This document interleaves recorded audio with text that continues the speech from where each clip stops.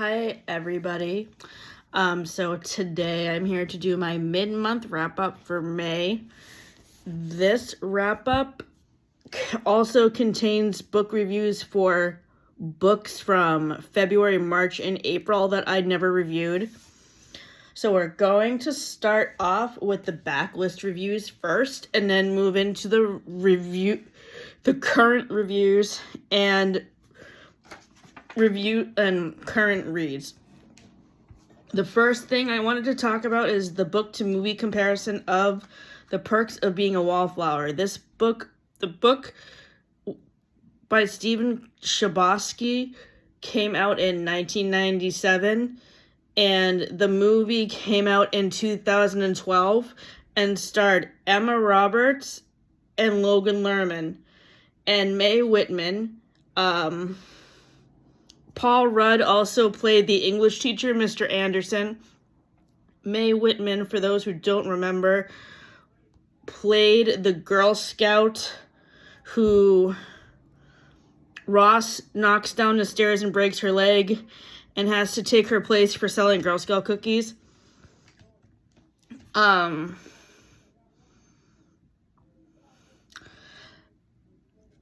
Yeah, so the casting of the movie was very good, but the thing I didn't like about the movie was the fact that they left out, like, all of the scenes with Charlie bonding with his family. Like, in the book, they have a few scenes that show his brother playing football, and those scenes were not in the movie.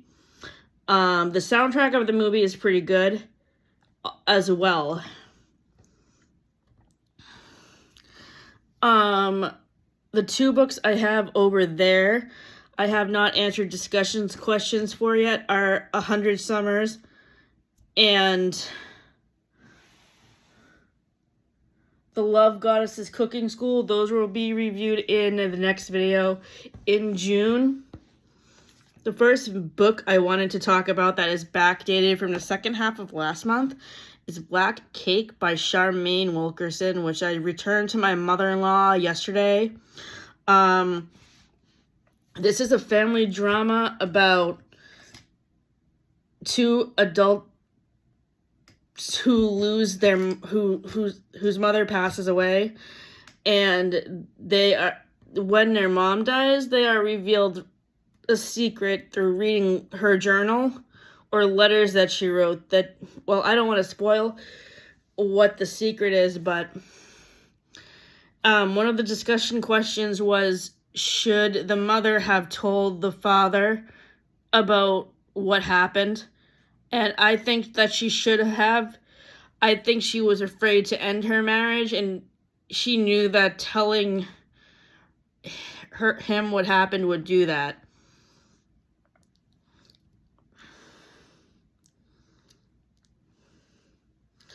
The next book that I read for the second half of April was Half His Age, which is Jeanette McCurdy's recent release from January 20th. I gave her memoir, I'm Glad My Mom Died, 3.5 stars. And I gave this book 2.75, which is pretty close to a 3. I really love her writing style, but I agree with the other reviewers that have said that the book is too sexually explicit.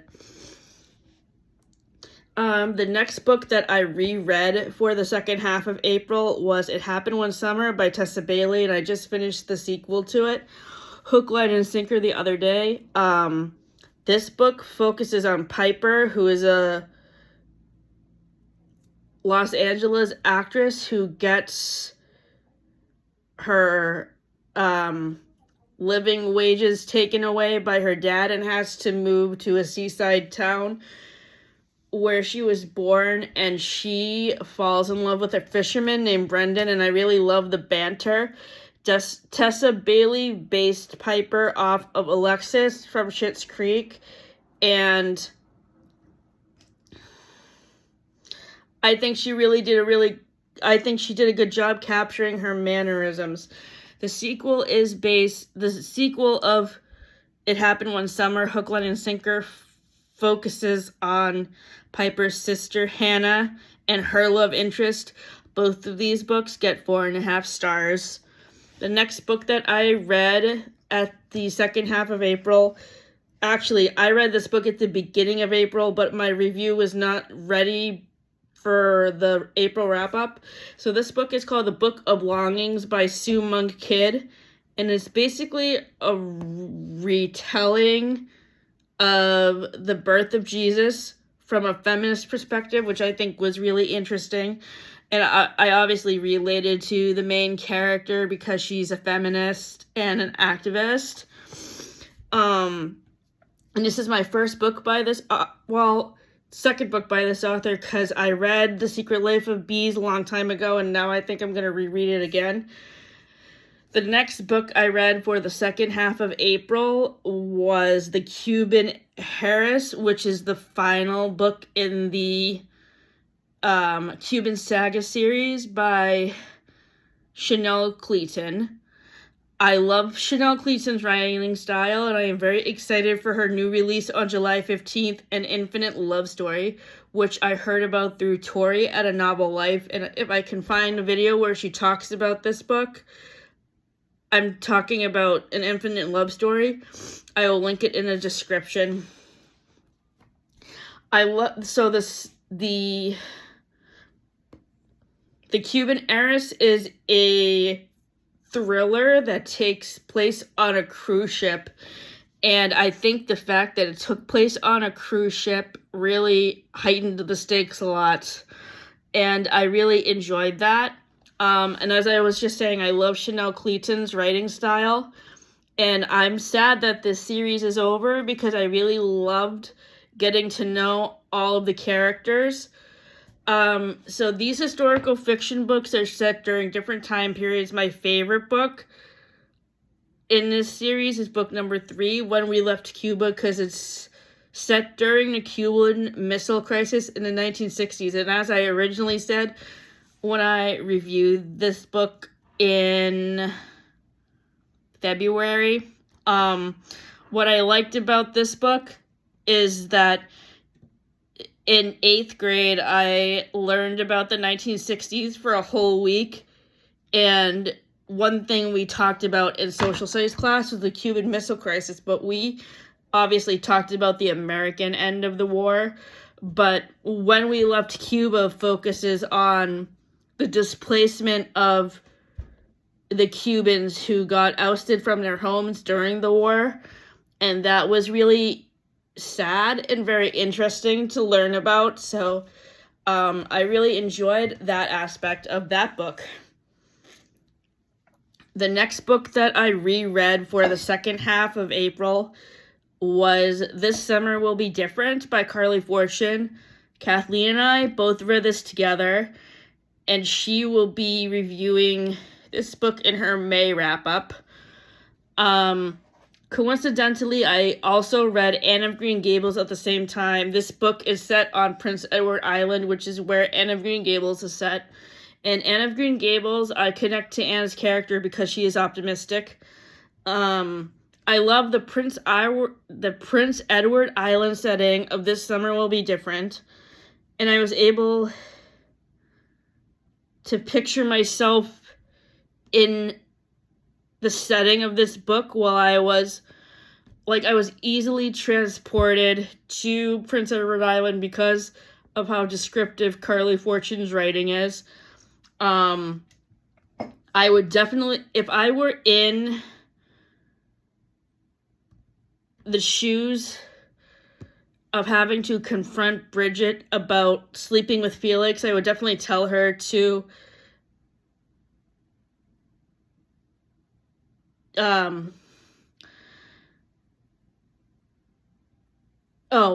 if I were in Lucy's shoes, I would definitely be upfront with Bridget about sleeping with Felix.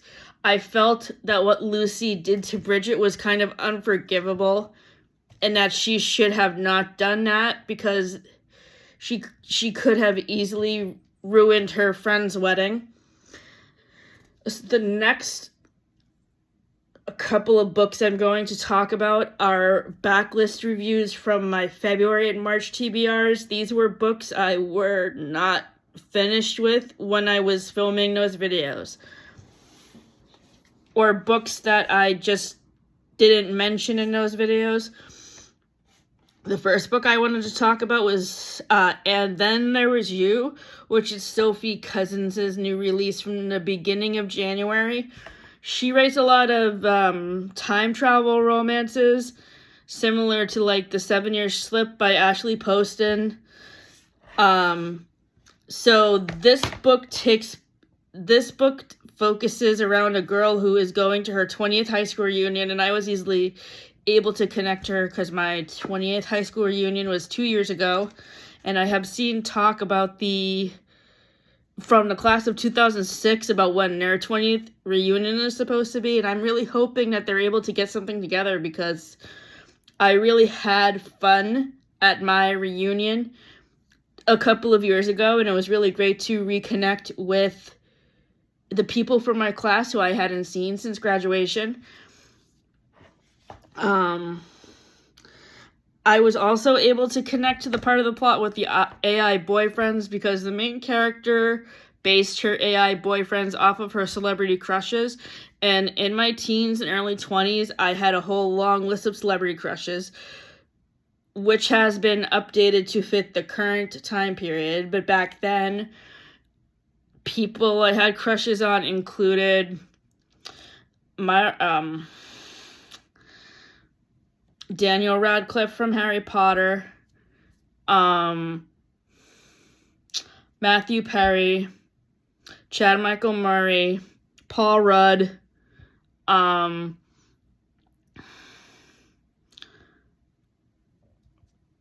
Michael J. Fox, Mark Paul Gosselaar from Saved by the Bell. Who else?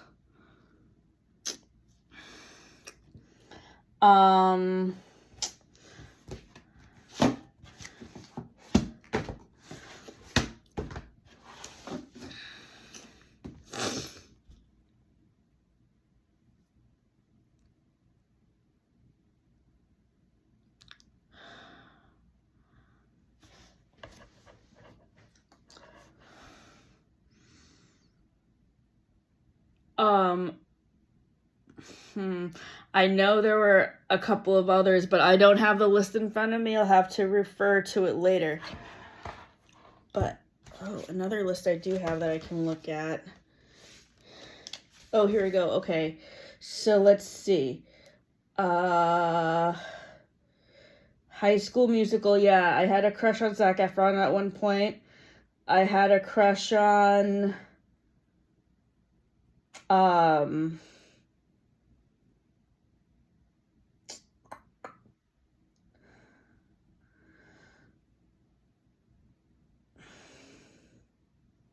Leonardo DiCaprio. And yeah, those were the key celebrity crushes I had, and like some of those celebrity crushes have carried over to present day. Like some current celebrity crushes that I have are, I'm trying to think,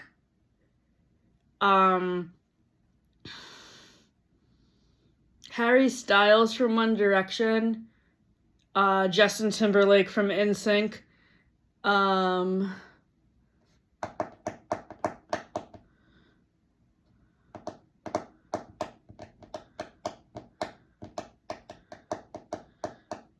I do realize that some of these actors who I had a crush on as a teenager are like around the same age as my parents are now, so that's a little weird, so I apologize for that.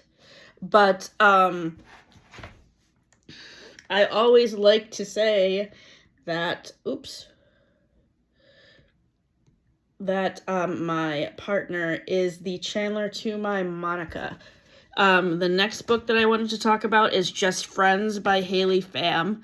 For those of you who don't already know this, Haley Pham is one of the main influencers who got me into doing BookTube in 2022. The other top main channels that I follow besides her are Destiny Sidwell and Sarah Caroli and Rachel Catherine, who's from Australia. So I've been following Haley's writing journey since she first announced she was going to write a book. I liked her book. I thought she did a great job. I really thought so there's a trigger warning for death pretty early on because the main female character loses a close relative early on in the story, and that part was very well written. And I also like the dynamic between Blair and Declan, but I think that this book could have gone through another round of edits. So I will, and also overall, this book is not really in my age demographic. It's more new adult, which is like people who are just getting out of college. So, but I'm really excited to see what Haley is going to write next. I gave Just Friends 3 stars.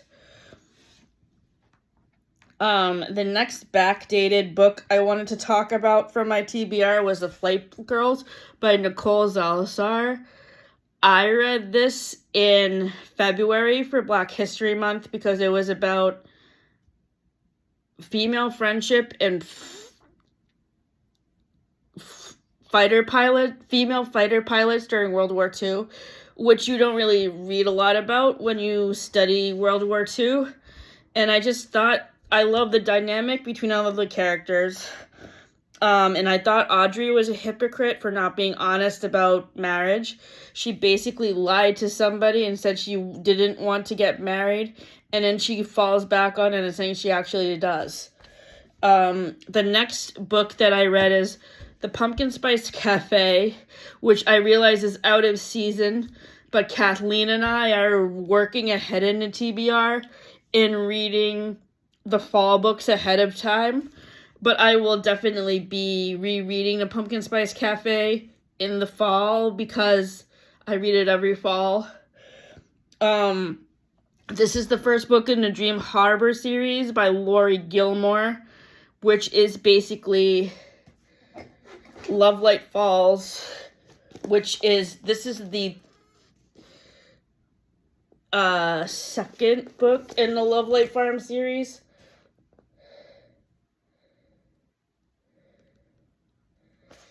By B.K. Borson, which I am currently in the middle of. I will provide update on this in a minute. But the Dream Harbor series is basically Love Light Farm set in Canada. And I loved this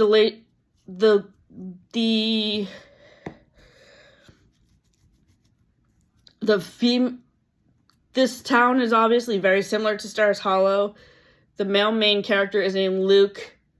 Jeannie is the female main character, and she owns a bakery in town.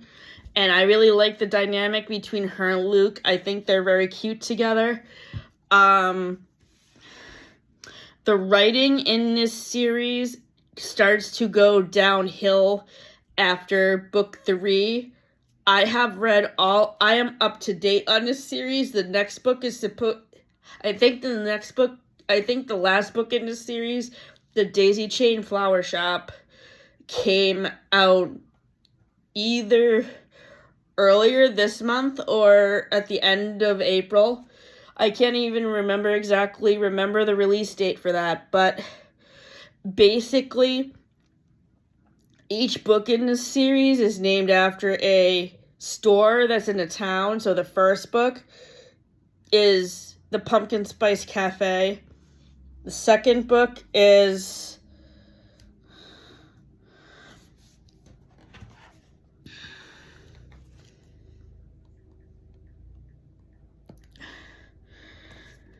now I need to look it up. Excuse me for a minute while I get this up.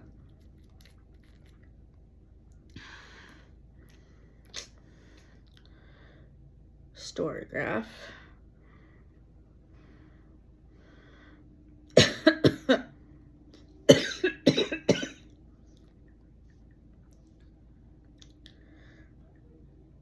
Here we go. Okay, so book 2 is the Cinnamon Bun Bookstore. Book 3 is the Christmas Tree Farm. Book 4, which came out last March, is the Strawberry Patch Pancake House. They have a novella that came out last year called The Apple Pie Ice Cream Parlor. And then the Christmas book from last year was The Gingerbread Bakery. And then the Daisy Chain Flower Shop came out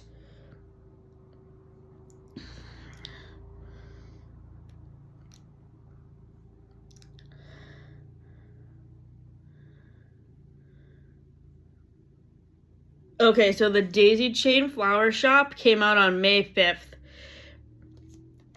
I'm not sure if I'm going to read that one just because this series has kind of dragged on for too long and I'm kind of done with it. Okay, so now we're into current TBR books. One of the first books I read this month was Heather Fawcett's adult debut from her. This book came out at the beginning of February. It's called Agnes Aubert's Mystery Cat Shelter, and it's set in Canada, and it's about this woman who owns a cat shelter, and she develops feelings for a magician who kind of owns a he has like a underground magic store in the basement of her cat shelter, and I really love the dynamic between the two main characters. I love so Heather Fawcett, much like Abby Jimenez and Emily Henry, has really good banter with her romantic leads.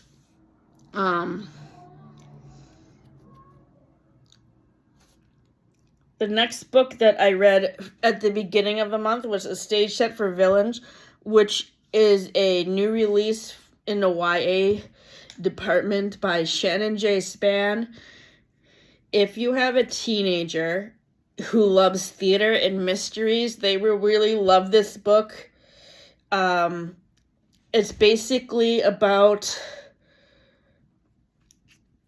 a girl who solves a mystery that's based around a local theater production. You will also like this book in the adult counterpart to it, If We Were Villains by M.L. Rio. If you like the movie Dead Poets Society by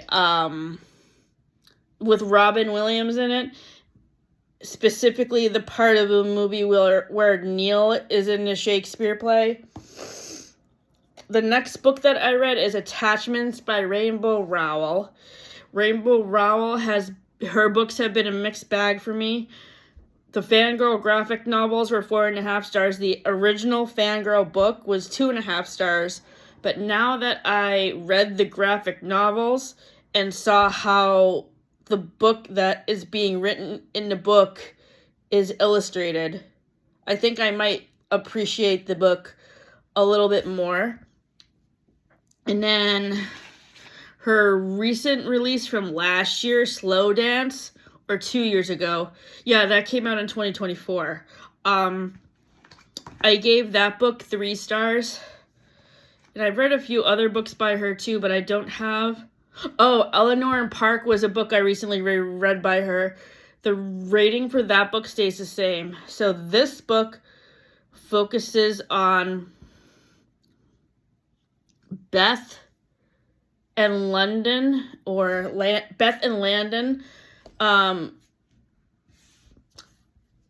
Beth is a writer for a newspaper, and Landon is the IT guy. And Rainbow Rowell is another good another author who writes good banter between her romantic leads. And I really liked the development of their relationship. And they remind me of Monica and Chandler.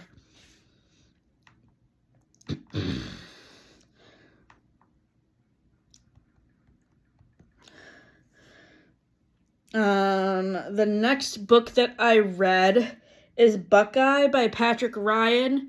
This book was recommended to me by Sarah Caroli when she did her wrap-up of top-rated books for 2025. This was the number one book that she read, and I think it lives up to the hype. This is a family drama, so things can get really messy, and this is the first book I've read by this author, and I can't wait to read more from him. The next book I just finished reading is Get Over It, April Evans, which is the second book in the Clover Lake series by Ashley Herring Blake. These are female romances, and these are set in New Hampshire, which is where I used to live. So I really love the callbacks to places that I used to visit. This book is set in Concord, and I believe the first book, Dream on Ramona Riley, was set in the Lake Winnipesaukee region. So I'm interested to see what part of New Hampshire the next book that focuses on Sasha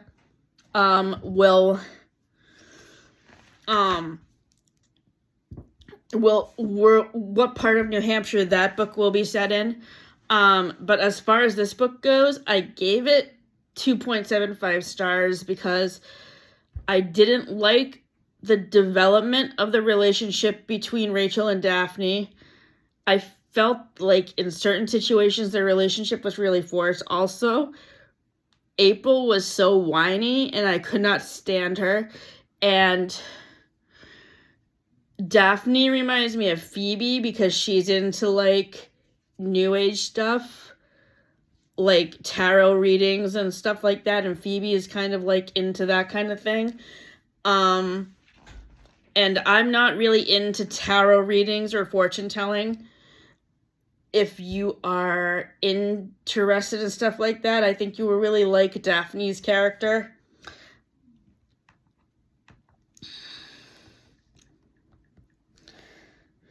The next book I am currently reading is Little Thieves, which is a YA fantasy book that I was recommended to by Carrie Can Read a couple of years ago, and I finally got around to reading it. Carrie's recommendations have never failed me. I think there has only been one or two books that she has recommended to me that we do not see eye to eye on, which is great. So far in this book, I am on chapter 17, page 213. Once upon a time, there was a horrible girl. Vanya Schmidt knows that no gift is freely given, not even a mother's love.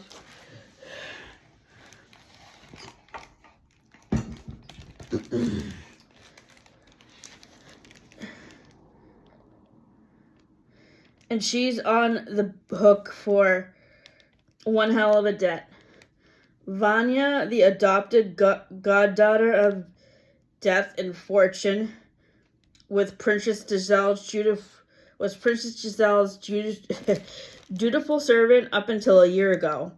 That was when Vanya's otherworldly mothers demanded a terrible price from their care, and Vanya decided to steal her fortune back by stealing Giselle's life for herself.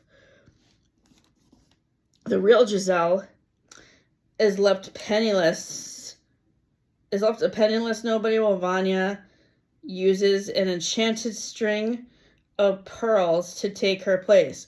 Now, Vanya leads a lonely but destructive double life as princess and jewel thief, charming nobility while emptying their coffers to fund her great escape. Then, one heist away from freedom, Vanya crosses the wrong god and is cursed to an untimely end, turning into jewel stone by stone for her greed. Vanya has just 2 weeks to figure out how to break the curse and make her getaway. And with a feral guardian half-god, Giselle's sinister fiance, and an overgret junior detective on Vanya's tail, she'll have to pull the biggest grift yet to get her entire life back. Margaret Owen, author of the Merciful Curse series,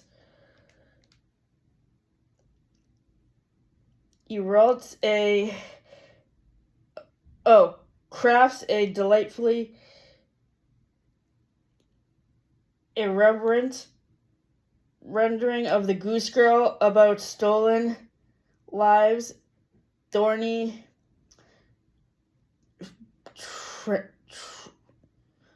truths, and the wicked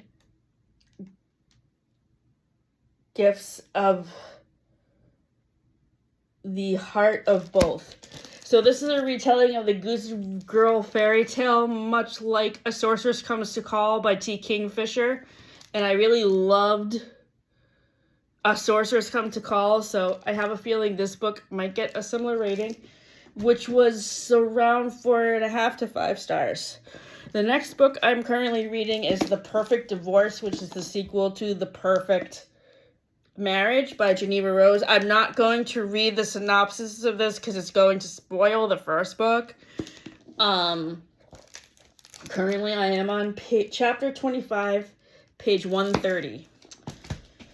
The next book I'm reading is Woodworm by Layla Martinez. This is a book that I'm reading for Books and Brews Book Club at the brewery with Rachel Conrad. The meeting is on the 26th, so I have a week to finish this, and I should finish it by Tuesday, because I'm on the last chapter. This book is under 200 pages. I'm really liking it. I have never heard of this author, and I'm really enjoying the book. The next book I'm reading is Running with Scissors, which is a memoir by Augustine Burroughs, which came out in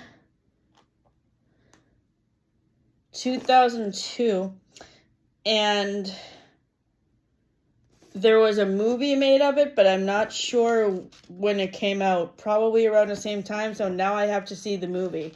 I started this book on Friday. No, I got this book from my parents' house on Monday, so since then, I am on page 194. I Would Die for You is the name of the chapter. The chapters are not numbered. The next book that I'm reading is a book that I borrowed from my mother-in-law, Sally, yesterday. It is called Sawadika, American Girl, and this is by her cousin, Daria. This is about growing up in Africa during the Vietnam War. So it's a novel based on her real-life experiences of growing up during the Vietnam War. So I'm really enjoying this so far. I literally just started this morning before we went to church. I'm only on chapter 6, page 66. The next book is a book I borrowed from my neighbor, Kathleen, on Friday when I went over to watch Daisy Jones and the Six. It is called That Little Town Street by Stacey Elizabeth. She's a local author from Portland who I have never heard of. I just decided to borrow this book from Kathleen because I'm always here to support Maine authors. I started this on Friday. It's a really quick read. I'm already on chapter 22, page 204. The next book I borrowed from my mom, and it's called Theo of Golden by Alan Levi. I started this on April 16th when I was at their house for the meeting with Social Security that I had over the phone. And then I recently took it home with me when I went to visit my mom last week or the week before. And currently I am hoping to finish this book by later this week, and I am currently on chapter 42, page 255. The next book I am rereading is In the Weeds by B.K. Borson. As I said, this book is the third book the second book in the Love Life Farm series. This book focuses on Evelyn and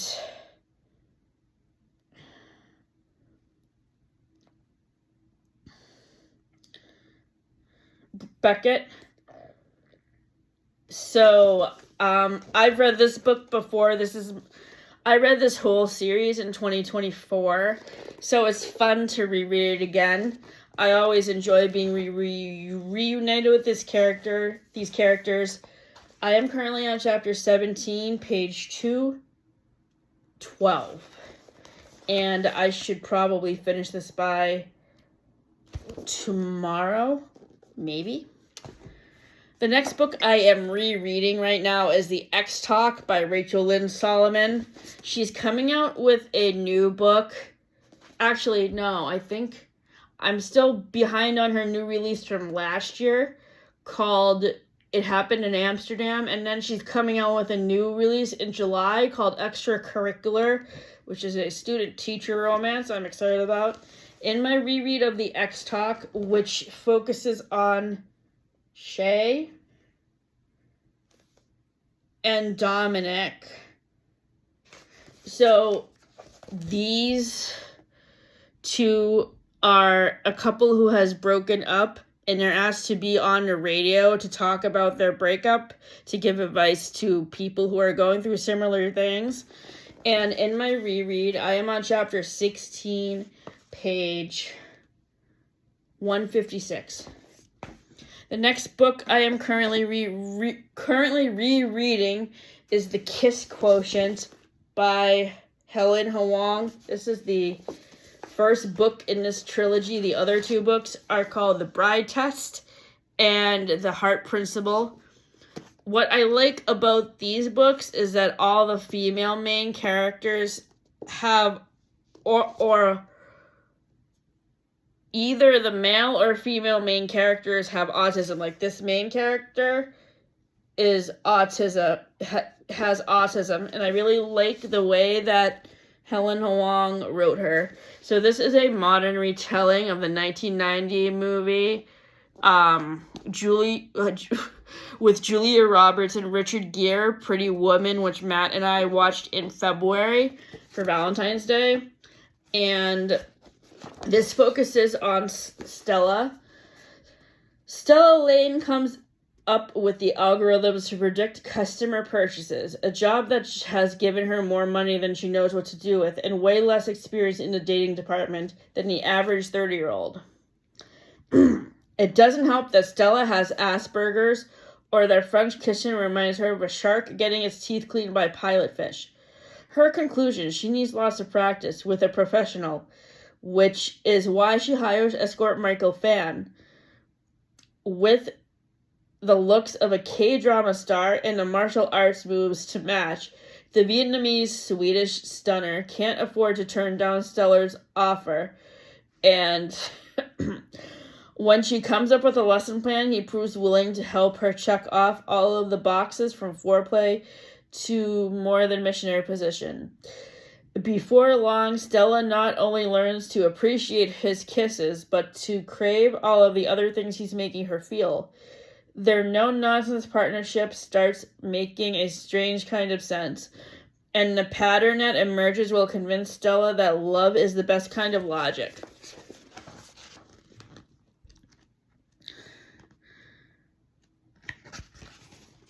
And since I've read this book before, it's very easy to answer the discussion questions.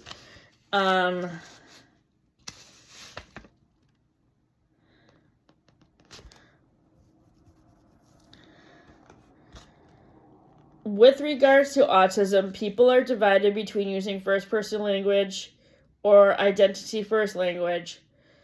One of the main arguments for person-first language is that it separates a person from their mental disorders.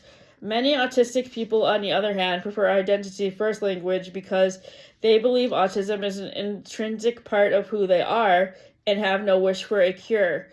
Which do you think is right? Do you think it can depend on the person's individual circumstances and preferences? How did you feel when Stella tried to make herself fresh and fantastic? Why did you feel that way? So, as I have said in previous videos, I have a disability that is on the autism spectrum, but I am not autistic. But I mean, I can definitely relate to Stella because of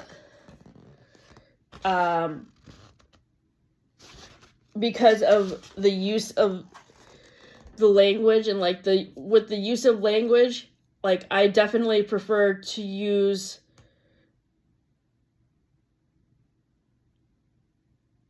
identity first language because, as I said, as the description says here, many autistic people, on the other hand, prefer identity first language because they believe autism is an intrinsic part of who they are and have no wish for a cure. I agree with this, but also, as I say in the play that I'm writing for Port Fringe, my disability does not define me. There's much more to me than that. And in a way, I wish Stella's character was developed a little bit more in her exploration of like how she connects to her disability and stuff like that. I feel like she could have been...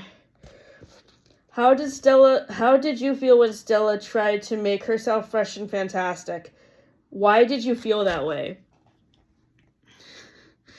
I've always been a simple-minded person. Like, in high school, I didn't really wear a lot of makeup or fancy jewelry because I'm just not into stuff like that. And I believe there's more to beauty than just the makeup and jewelry. It's what's on the inside that counts.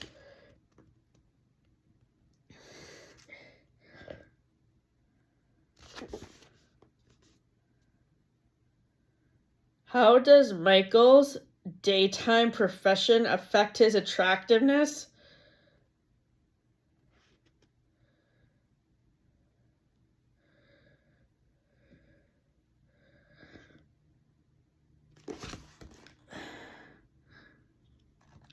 Well, I mean, he's an actor, so I'm assuming a lot of teenage girls fawn over him, kind of like I was talking about when I was talking about And Then There Was You with the AI boyfriends and the celebrity crushes. And then it also makes me think of the Super Bowl episode of Friends where Monica has the crush on Jean-Claude Van Damme, because like Michael is kind of similar to him because he's a martial artist. And as I have said in previous reviews of the Super Bowl episode, I much prefer the Chandler's plotline in that episode because the dynamic between Julia Roberts and Matthew Perry was organic because they were actually dating during that time.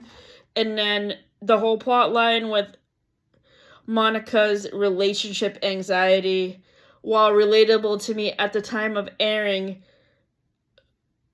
that plot line was ridiculous because I don't even see how he's that good looking. Maybe it's just because I'm not into his movies. I have never seen a movie with him in it. If you have, feel free to let me know if you think he's attractive or not, or if you ever had a crush on him like Monica did in that episode.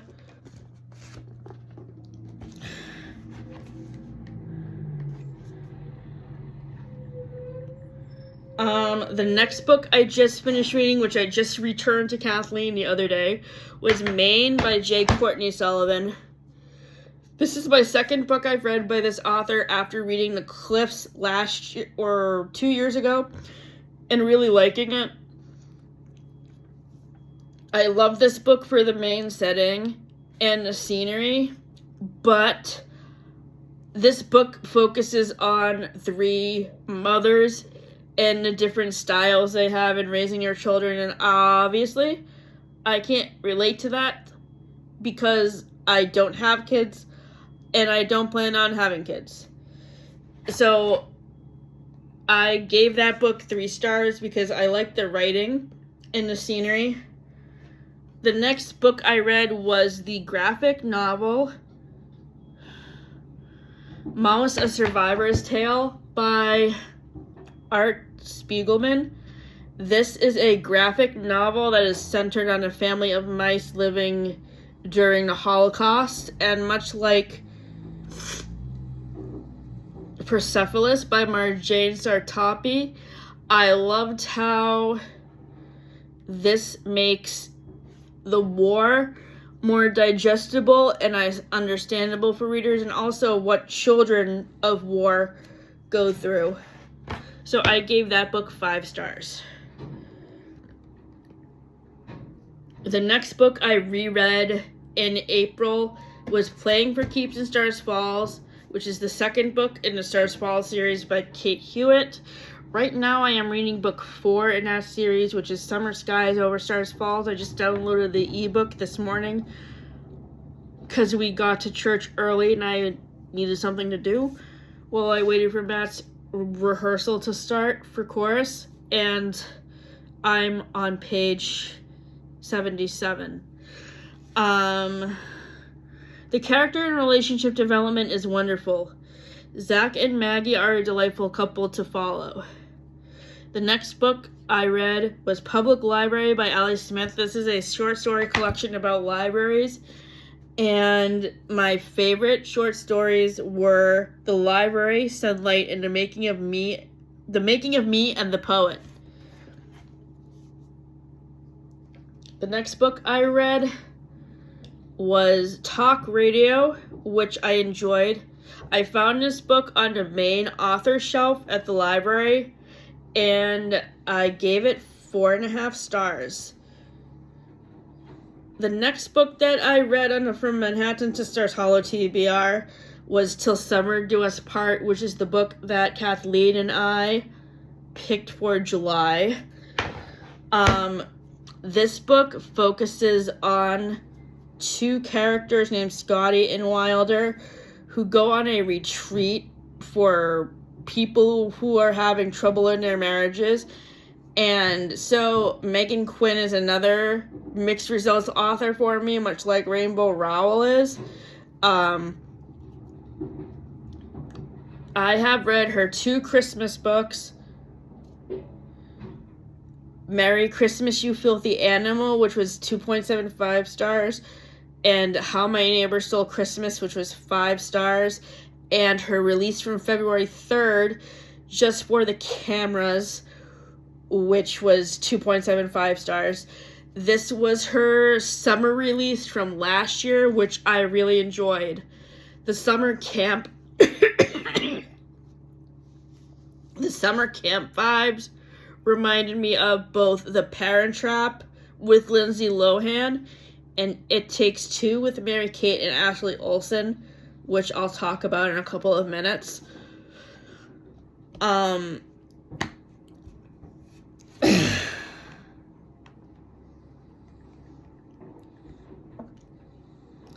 So Till Summer Do Us Part got 4.5 stars, and I will definitely be reading it again in the summer. I will probably be taking it on vacation with me when I go on vacation at the end of July. The next new release that I read was You Did Nothing Wrong by C.G. Drews, who also wrote Don't Let the Forest In, and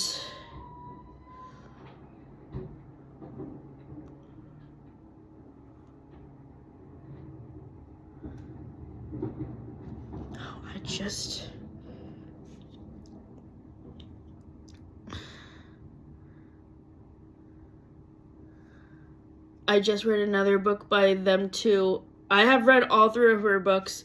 Oh, wait, I know what I can do. Let's pull up.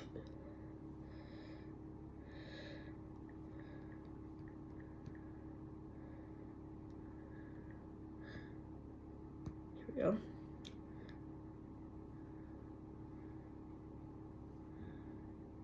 Hazelthorn. Okay, so I read Hazelthorn in March. It's a gothic retelling of The Secret Garden, and I gave it 4.5 stars, and You Did Nothing Wrong also got the same rating, and Don't Let the Forest In, which was her first book, got 5 stars. So I love her books, and I can't wait to see what she comes out with next. The following books are my anticipated reads for the second half of the year that will carry over into June. Fried Green Tomatoes at the Whistle Stop Cafe by Franny Flagg. Happy Ending by Chloe Leese. How the Story Goes by Andrew Forrester. Japanese Gothic by Kylie Lee Baker. Lavender House by A.C. Rosen. Our Perfect Storm by Carly Fortune. The Gravewood by Kelly Andrew. The Lies That Summon the Night by Tijonia Odette. The Sea Captain's Daughter, which is another book I borrowed from my mother-in-law yesterday. The Sting of the Wild, which I'm getting from Kathleen tomorrow. The Shippers by Catherine Center. The White Octopus Hotel by Alexandra Bell, which was recommended to me by Rhonda Hoden. And This Book Made Me Think of You by Libby Page. For TV episode reviews, last week, we watched Scrubs Season 3, Episode 24, Episode 22, My Best Friend's Wedding, which focuses on the wedding of Turk and Carla. Turk is played by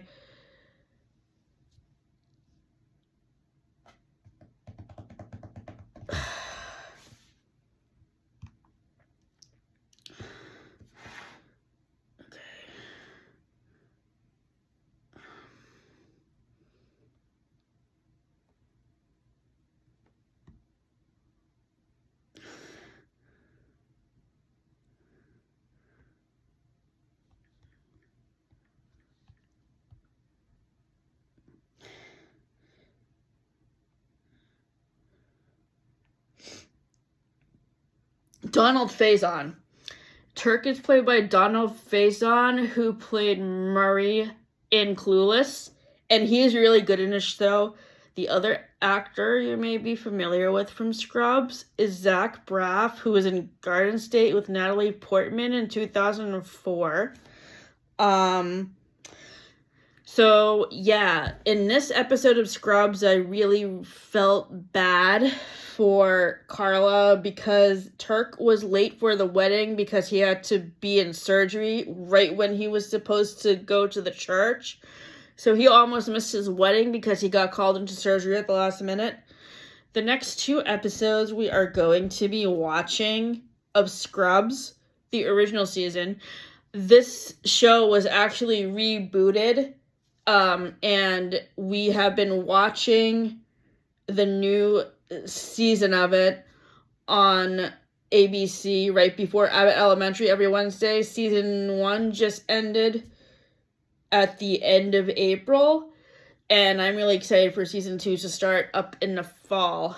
So we are watching and reviewing 3 episodes from the original series. The one I just talked about, My Best Friend's Wedding. For Disability Pride Month, we are going to be watching My Catalyst, which is an earlier season 3 episode that has Michael J. Fox in it, and he plays a doctor with OCD. And then in August, we are watching My Unicorn, which, surprise. I bet you can probably guess who is in this. Matthew Perry guest stars in this episode, and his dad is also in it. So I'm really excited to watch this episode of Scrubs to see what their character dynamic is and how it would compare to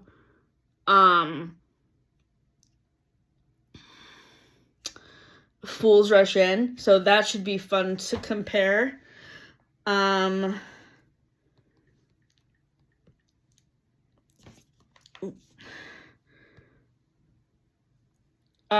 For movies, we just finished watching Scream 2, which will be reviewed in next month's mid-month progress update, because this video covers April 28th to May 15th. The June mid-month wrap-up will consist of content consumed from May 16th to June 19th. And the movies we're going to be reviewing next month are Almost Famous, Almost Heroes, My Best Friend's Wedding, Never Been Kissed, Scream 2, and Pee-wee's Big Adventure. For now, we have a lot of movies that we were watching the second half of the month. For May,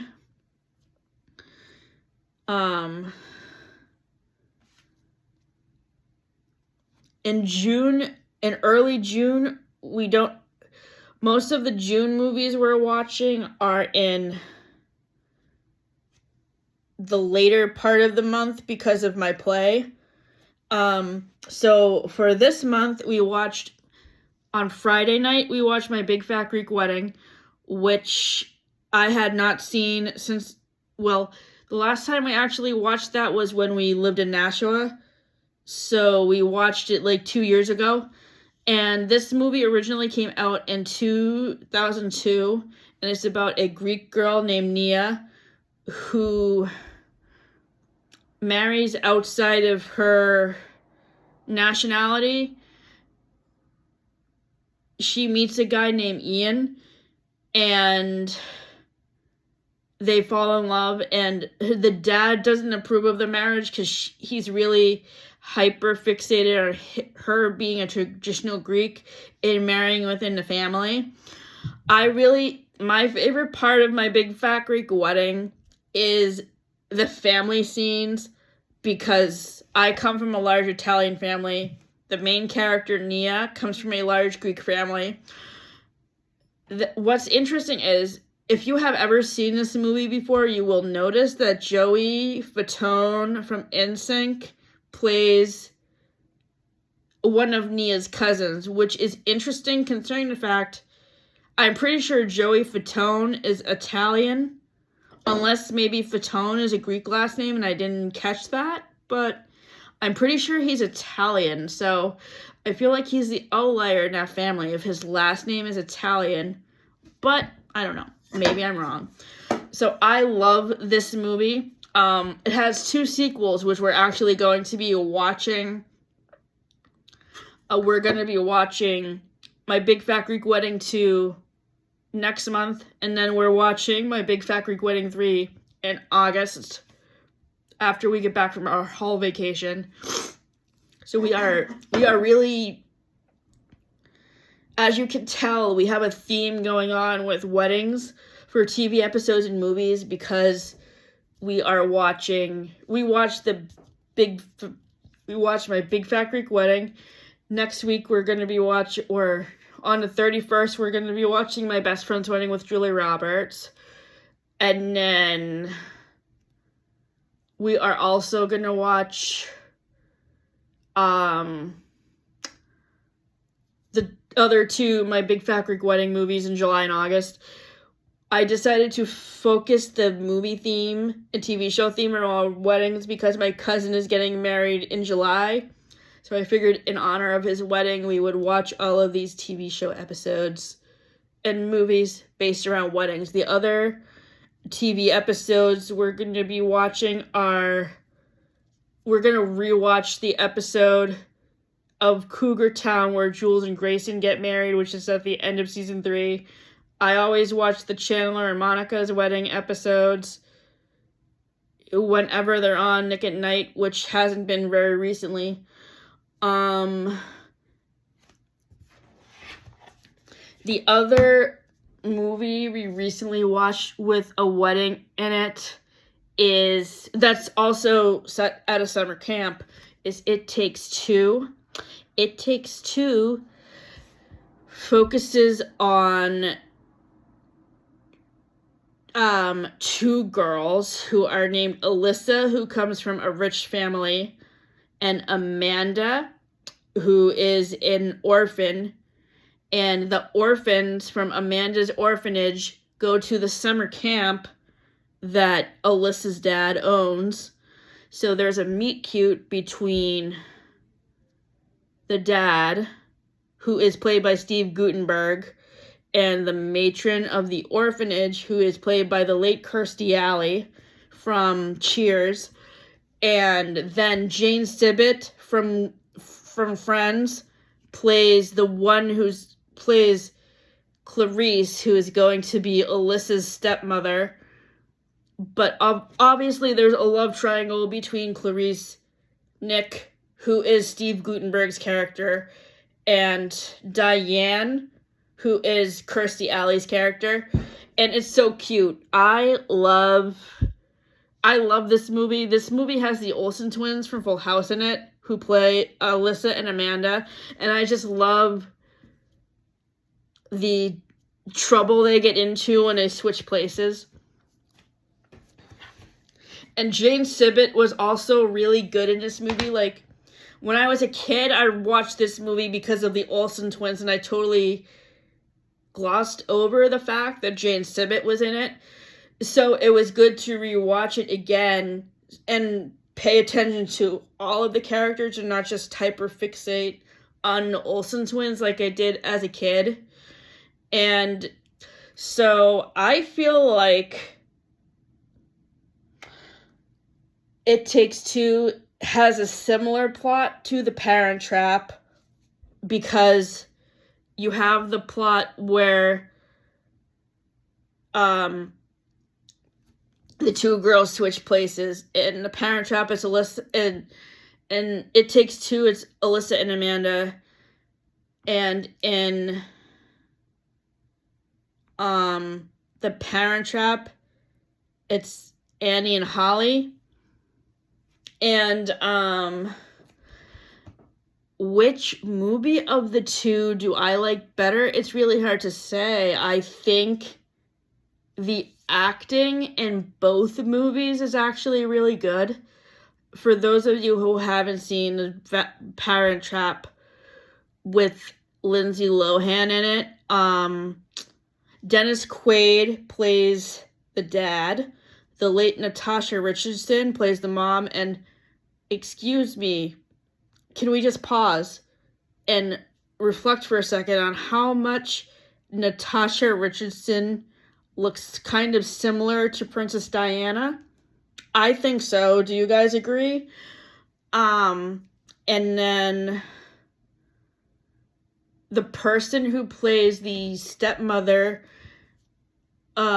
character, who the twins are trying to get rid of, is played by Elaine Hendricks, who was on Dancing with the Stars last year.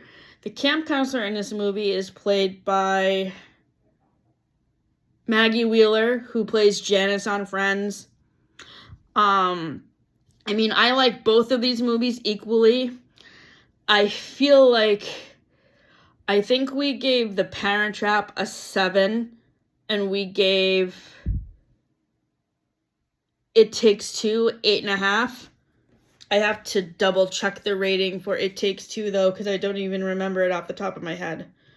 The final movie we watched for the first half of this month was the Suffs musical that was on the Great Performances series for PBS. The Suffs is a musical that came out a couple of years ago that is directed by Hillary Clinton about the women's suffrage movement in the 1900s. And it's basically about standing up for your rights and what you believe in. And women's suffrage was a period where women were fighting for the right to vote. If you guys also remember, in Mary Poppins, Winifred Banks was also a suffragist, and she sings a song at the beginning of the movie called Sister Suffragist, where she's like encouraging the maids to like get involved in voting and standing up for women's rights.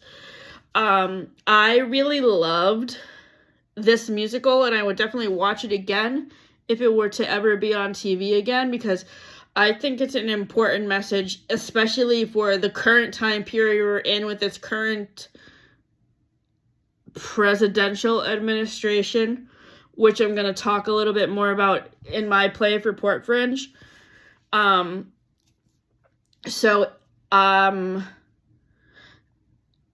will talk to you guys next month for my June wrap-up.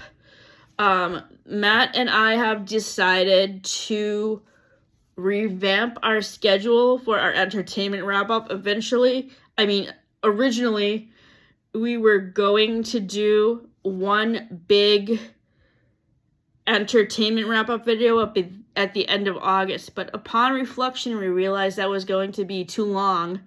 So on June 1st, we're going to be these videos will be on his channel. On June 1st, we're going to post our May wrap-up. On July 10th, we're going to post our June wrap-up. And then on August 31st, we're going to post the July and August wrap-up. So stay tuned for all of those videos. Fan Theory Friday videos are out every Friday. And I wanted to also say that on July 10th, the Fan Theory Friday content is going to be in the video that's going to be on Matt's channel. So there will be no video on this channel for Fan Theory Friday for July. So you will have to go over to Matt's channel to hear about my thoughts on Ted Mosby from How I Met Your Mother. This week, the topic for Fan Theory Friday is genius theories, and then next week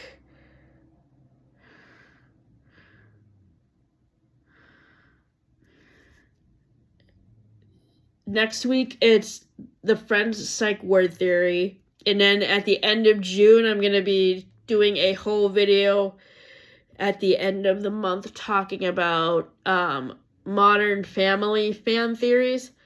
So those will be the next 3 weeks of Fan Theory Fridays. This week the video will be out on Wednesday because of other plans I have going on this weekend. The last video for June will be out on June 29th.